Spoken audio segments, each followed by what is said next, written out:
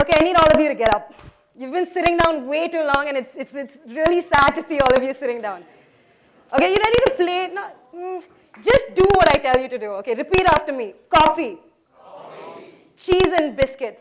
Cheese and biscuits. Fish and chips. Fish and chips. Soup. Okay, now with that, we're going to make a sound of a train. Don't ask me how, just follow me. Coffee, coffee. Say it with me. Coffee, coffee, coffee, coffee. Cheese and biscuits, cheese and biscuits, cheese and biscuits. Faster. Cheese and biscuits, cheese and biscuits, cheese and biscuits, cheese and biscuits. Fish and chips, fish and chips, fish and chips, fish and chips. Soup.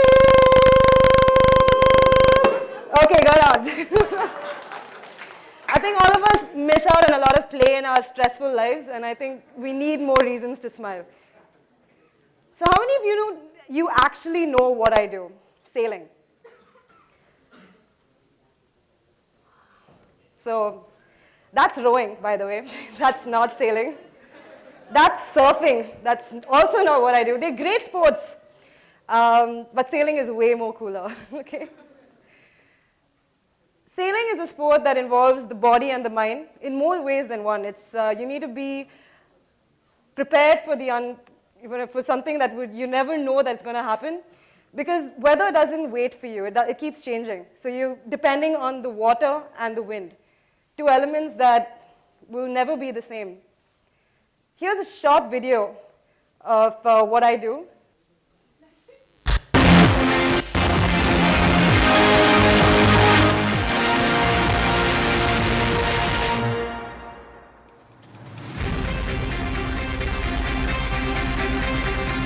What I enjoy about sailing is, even at the age of 10, you're given the independence to do whatever you want. You make mistakes, you go out in the middle of the ocean, it's all up to you. So I think being given that independence when you're young, it's hard to kind of listen to your parents and listen to everyone else after that. And medicine. If you had seen me as a kid in school, you would have never thought I was going to take up medicine. I don't know if my junior thought that. I was always playing, I was always into sports, I was into theater, dance, you name it. Somehow I think medicine and sports do get along actually pretty well. They aren't poles apart. I somehow think that when I'm really physically tired, I end up opening my books, and when I'm mentally tired, I go sailing. I mean, it's not as simple as that, but I like to think they go hand in hand. To know a little bit more about me, I need to tell you about my family, because they play a huge role in what I've become today. My mom, she was someone who thought that, as my brother and I, when we came back from school, she knew that we weren't going to study. So she kind of said that every day for 1 hour, I'll make you do something else. So that's when I learned Bharatanatyam, played the piano, all from the age of 5. I even did martial arts once a week. I went into theater workshops during the weekend, and then horse riding on Sundays, then it turned into sailing. So I did a lot growing up. I don't even remember how fast all of that went. But I think it just got me closer to finding out what I was really passionate about. So I think all of us need to be open about trying new things, because that is just going to get you closer to what you would be good at and what you would be interested in the most. So I really thank my mom for showing me that. My dad, on the other hand, he was the captain of his cricket team in school and college. He was the president of Loyola when he was studying there. And he never accepted anything else but the best. So no matter what I did, he wasn't happy unless I was first. I mean, it was a little hard living up to his expectations, because once I remember I was sitting in my school annual day, and you know how those kids are called up on stage when they get first and second rank and they're given certificates? So he whispered in my ear, I wonder when you're going to be up on that stage. And I knew for a fact that I was never going to come first or second in class, but that didn't stop me.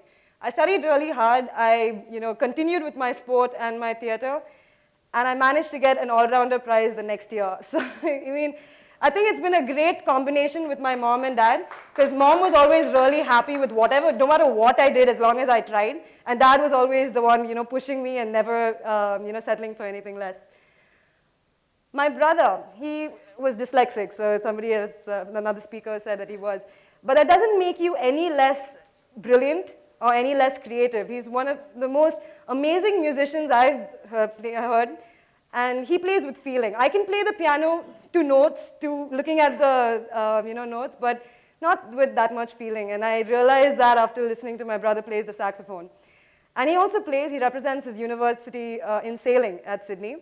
And what he taught me was, as a 90-kilo young 13-year-old, he could work really hard and lose all that weight by just sheer determination and hard work. I mean, I don't need to look anywhere else apart from my family.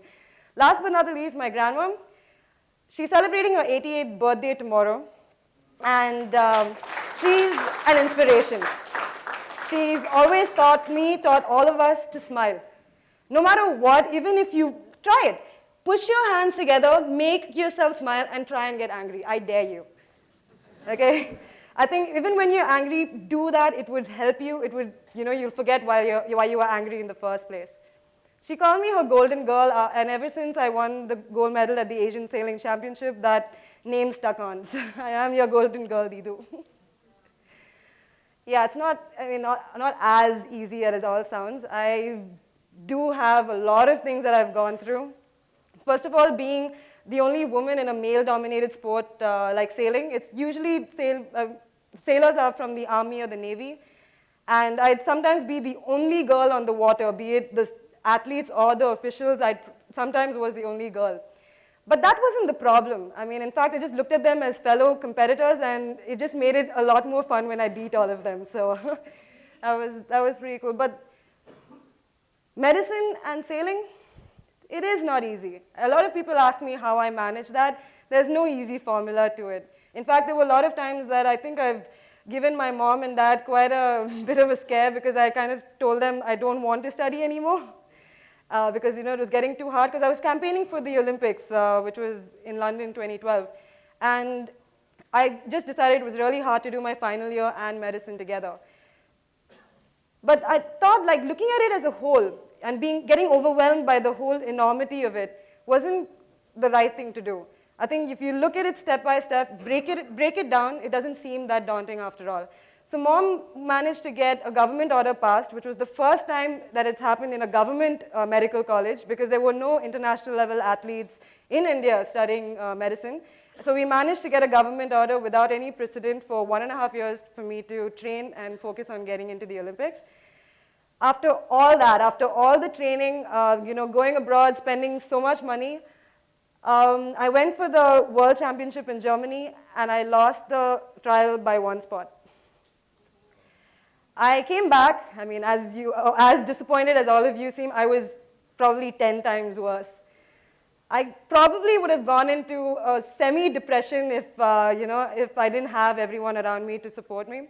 What made it worse was the federation didn't send my name in even for the wildcard, because I was the closest Indian to qualify in sailing, man, woman, whatever. I was the closest Indian to do that. And the federation had to decide between an army guy and a civilian woman, so no guesses who lost out there. But looking forward, I think I've got a lot of new opportunities. I'm here standing in front of you, talking to all of you, which is great. Thank you. And I've started my college again. I'm traveling. By the way, the reason why I told you to do the whole train thing, I hear that sound every single day going for 1.5 hours to Chengalpet. So it's kind of like in me,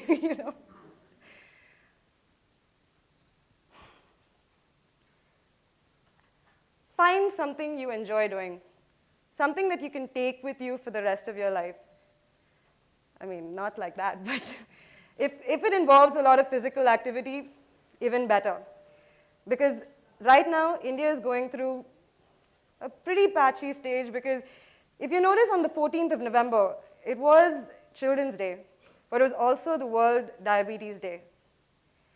By 2030, India would become the diabetic capital of the world. It's not something to be proud of. In fact, if we don't do anything about it now, we're all going to end up there. And diabetes, a lot of the non-communicable diseases like hypertension and diabetes, you live with it. You have to live with it for your entire life. It's not something that you get, you cure, and it's out of the way. I'm not here to preach about what you should be doing. We all know that. Many girls.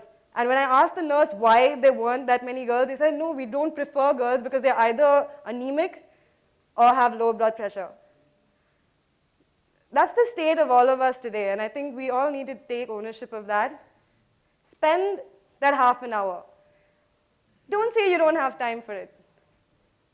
Find something that you enjoy and make the best of it.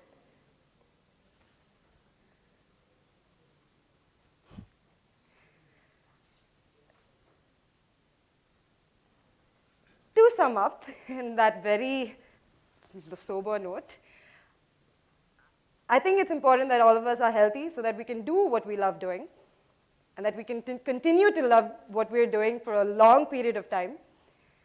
And at the same time, I want to let you know that it's okay if you don't know what you're going to do in the future. You know, I think all of us get into college, get into university, and expected to know what we're going to do at the end of it. It's okay. Because life changes so fast. And unless we're ready to adapt to new things, we'd be left behind. So leave time for new things to happen, grab on to new opportunities, and it's also going to get you closer to what you're truly passionate about. And last but not the least, keep smiling. I think all of us get so caught up in our serious lives, we forget to smile and we forget to play. I mean, there are first standard students who are going to tuitions after school. I mean, I really hope that's not our future. Bring play back into your lives and keep smiling. Thank you.